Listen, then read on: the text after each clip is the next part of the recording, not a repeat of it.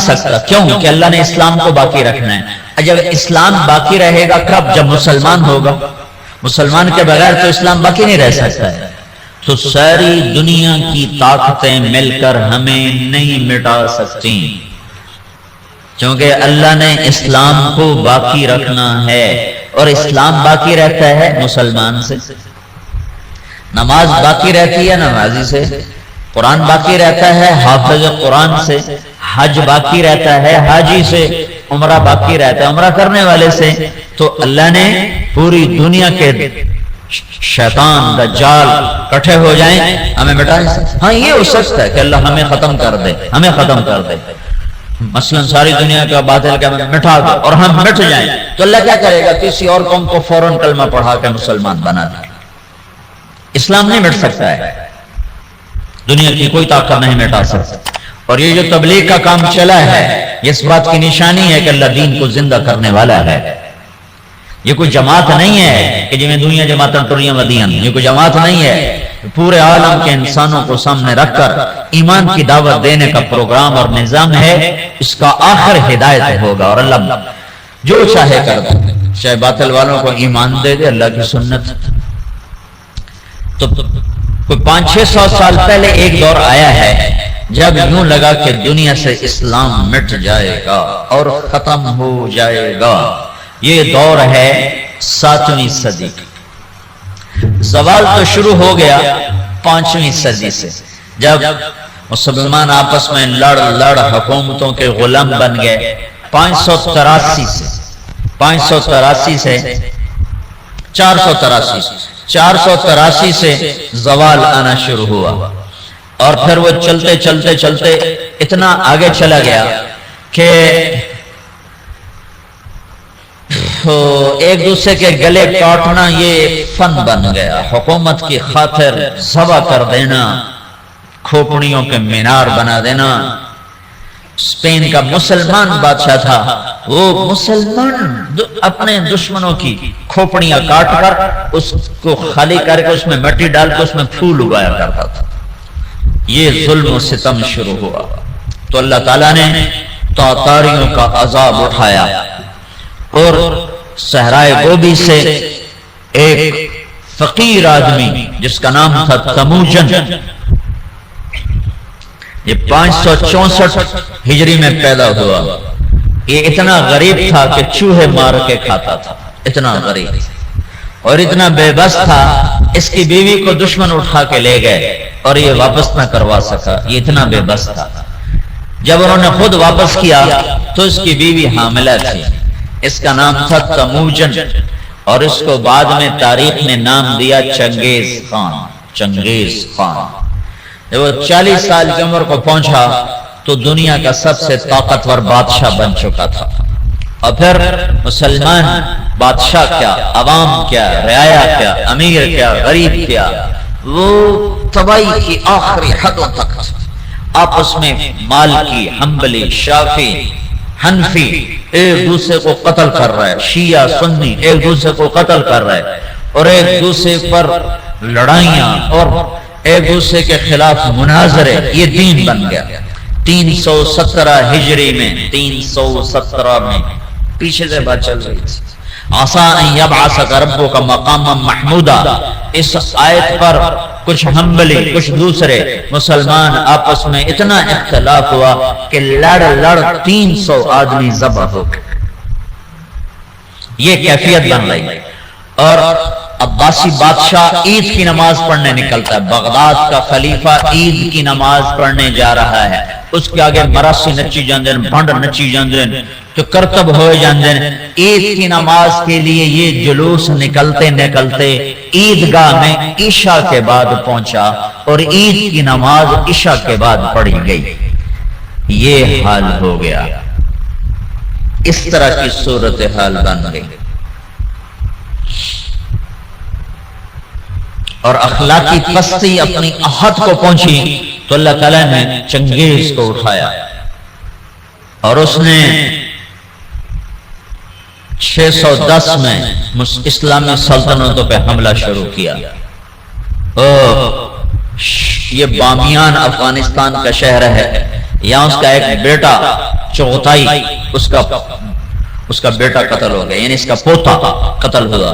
تو جب بامیان فتح ہوا تو اس نے حکم دیا کہ کتے بلے بھی ذبح کر دیے تھے، عورتوں کے پیٹ چاک کر کے اس میں سے بچے نکال کے وہ ذبح کر دیے تھے۔ ایک انسان تو انسان ہے، جانور گائے بھینس کی ذبح کر دی تو ایک عذاب بن کے نکلا کہ مسلمان آپس میں لڑ عقل ہی نہیں آ رہی تھی ان کو کہ ہماری تباہی کے بادل چھائے ہوئے ہیں، اور وہ ایک دوسرے کو گلے کاٹنے پر اس پر ہی جی میں آج ہویا جانا۔ جب قومیں سوتی ہیں تو پھر ڈھول انہیں نہیں اٹھاتے، دھماکے انہیں نہیں اٹھاتے، پھر موت ہی انہیں اٹھاتی۔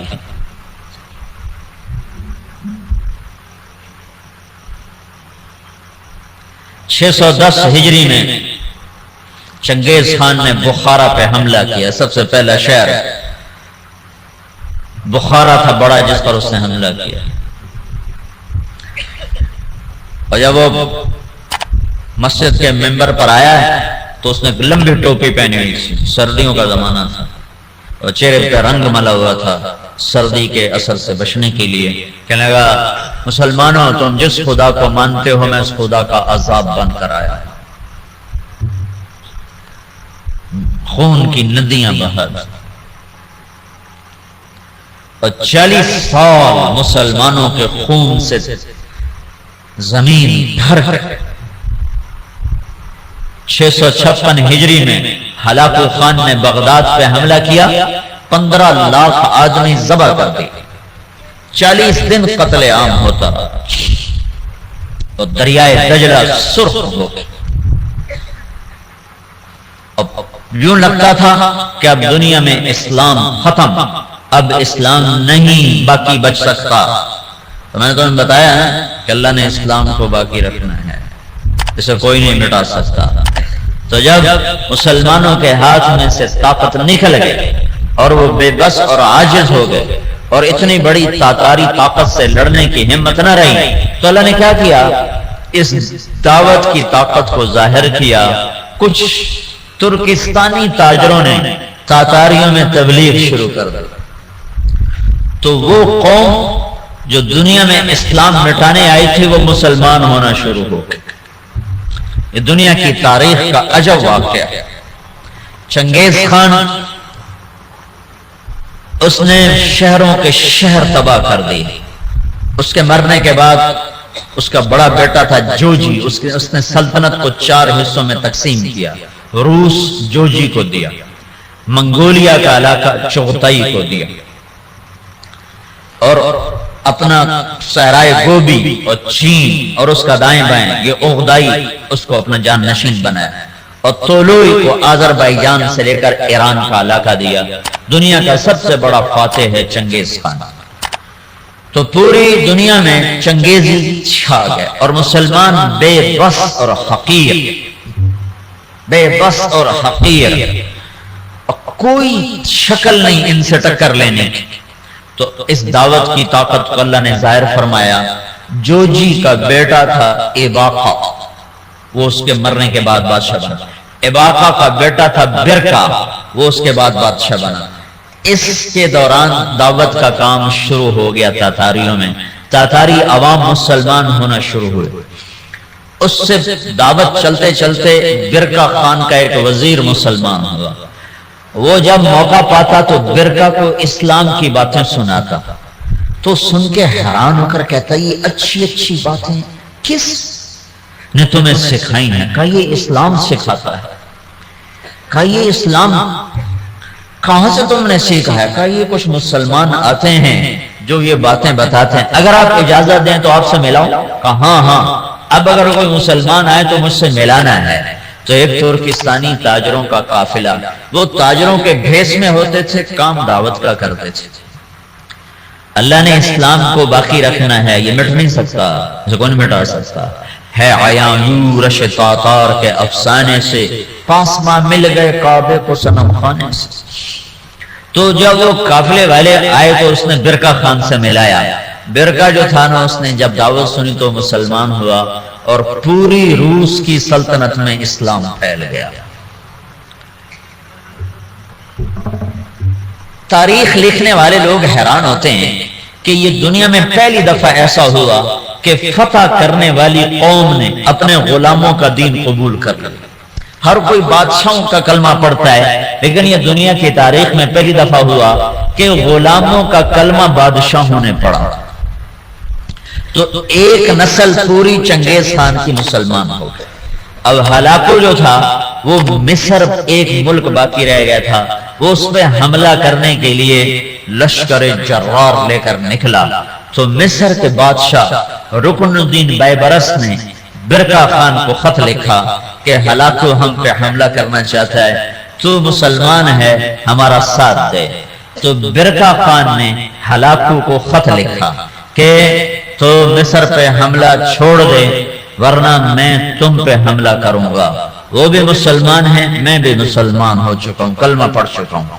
جب یہ خط ہلاکو نے پڑھا تو پریشان ہو گیا۔ اس نے برقع خان کو خط لکھا کہ تمہیں پتہ نہیں ہے کہ چنگیز کا قانون یاسا، اس میں یہ لکھا ہوا ہے کہ کوئی تاتاری دوسرے کے خلاف تلوار نہیں اٹھائے گا۔ تو برقع خان نے اس کو جواب دیا، وہ بھی کافر تھا، تو بھی کافر ہے، میں مسلمان ہوں، تو مصر پہ حملہ کرے گا، میں تجھ پہ حملہ کروں گا۔ اب اللہ کا غیبی نظام چلا ہے، اسلام کو کوئی نہیں مٹا سکتا۔ 4 بیٹے ہیں ہلاکو چنگیز کے، جوجی، اغدائی، چغتائی، طولوئی۔ ہلاکو طولوئی کا بیٹا ہے اور برقع اباقہ کا بیٹا ہے۔ اور جب یہ لشکر نکلا ہے مصر پہ حملہ کے لیے تو یہ حقیقت ہے اس لشکر کو مصر والے نہیں روک سکتے تھے۔ تاتاری کے سامنے آ گئے اور پہلی دفعہ 50 سال کے بعد تلوار تاتاریوں کی آپس میں ٹکرائی، اور اس کے پیچھے چند غیر معلوم مسلمان تبلیغ والے ہیں جن کو تاریخ نے محفوظ نہیں کیا، نام تک بھی نہیں محفوظ کیے، لیکن چند لوگ تھے جنہوں نے اللہ کی بات سنا بادشاہوں تک پہنچائی۔ پھر ایک خوفناک جنگوں کا سلسلہ شروع ہو گیا۔ ہلاکو نے ظلم زیادہ اس لیے کیا کہ ہلاکو کی بیوی عیسائی تھی، دوزہ اس کا نام تھا، اور اس کا جو سالار تھا وہ بھی عیسائی تھا، اس کا نام تھا قطبوغا۔ یہ دونوں عیسائی تھے۔ تو یہ چاہتے تھے مسلمانوں کو مٹا دیں، لیکن میرے اللہ مکروا ومکر اللہ واللہ خیر الماکرین، مکروا مکرا ومکرنا مکرا وہم لا یشعرون۔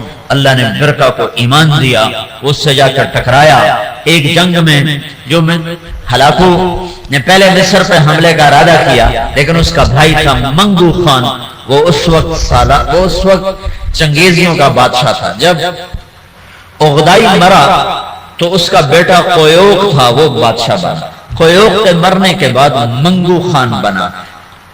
ہلاکو مصر پہ حملے کی تیاری کر رہا تھا کہ منگو خان مر گیا، تو وہ قانون تھا کہ جو تاتاری بادشاہ جہاں بھی ہے وہ بڑے بادشاہ کی میت پر پہنچے، تو اس نے سارے لشکر کو کوچ کا حکم دیا۔ تھوڑی سی فوج اس نے فلسطین میں رکھی، اور 2 سال کے بغداد کی تباہی کے 2 سال کے بعد 656 میں بغداد تباہ ہوا۔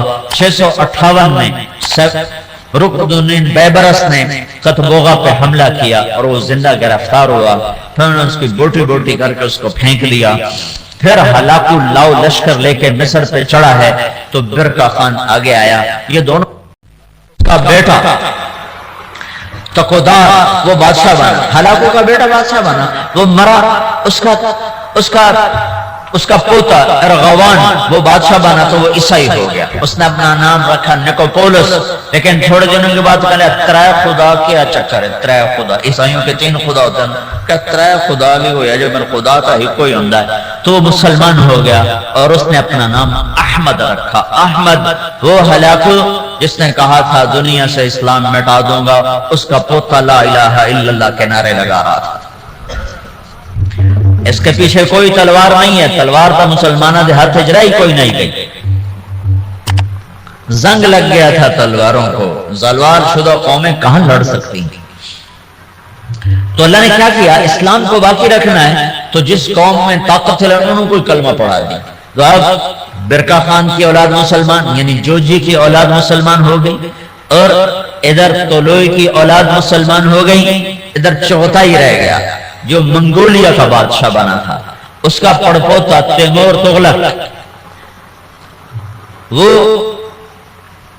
مولانا جلال الدین رحمت اللہ علیہ ایک بڑے عالم ہیں، ان سے اس کی ملاقات ہوتی، وہ اس کو ایمان کی دعوت دیتے ہیں، وہ ان سے متاثر ہوتا ہے، ان سے کہتا ہے کہ ابھی تو میں ولی العہد ہوں، جب میں بادشاہ بن جاؤں پھر میرے پاس آنا، پھر میں تمہاری بات سنوں۔ اس کے بادشاہ بننے سے پہلے جلال الدین کا انتقال ہو گیا، انہوں نے اپنے بیٹے رشید الدین سے فرمایا کہ بیٹا جب تیمور تغلق بادشاہ بنے تو اس کو جا کے ایمان کی دعوت دینا اور بتانا کہ میرے باپ جلال الدین نے تم سے بات کی تھی تو تم نے وعدہ کیا تھا۔ جلال الدین کے انتقال کے بعد تیمور تغلق بادشاہ بنا تو رشید الدین رحمت اللہ علیہ اس کے دربار میں پہنچے، بڑی مشکل سے اس تک رسائی ہوئی اور اس کو ایمان کی جب دعوت دی تو اس نے کلمہ پڑھا۔ اس نے 4 وزیر تھے، اس نے ان کو بلایا، ان کو اسلام کی دعوت دی، انہوں نے بھی کلمہ پڑھا۔ اس کا سالار تھا سپہ سالار، اس نے اس کو بلایا، کہا اس کو ایمان کی دعوت دی تو اس کے سپہ سالار نے کہا کہ میں تو ایک شرط لگاتا ہوں کہ یہ میرے غلام سے کشتی کرے، اگر اس کو گرا دے تو پھر میں مسلمان ہوتا ہوں ورنہ نہیں۔ اس کے غلام کا نام تھا جراش۔ وہ کیسا غلام تھا؟ وہ 5 سال کا جوان اونٹ بیٹھا ہوا اس کو دونوں ہاتھوں پہ یوں اٹھا لیتے تھے، اور ساڑھے کو بستر نہیں چاہے جاندہ سلیپنگ بیگ تو پورا اٹھا انشاء لیں گے ایڈی بلان۔ تو بادشاہ نے کہا تیمور نے کہ یہ کیا بات ہوئی، تیرا غلام ہاتھی اے شدہ چڑی ورگا اے کشتی کے ہی ہو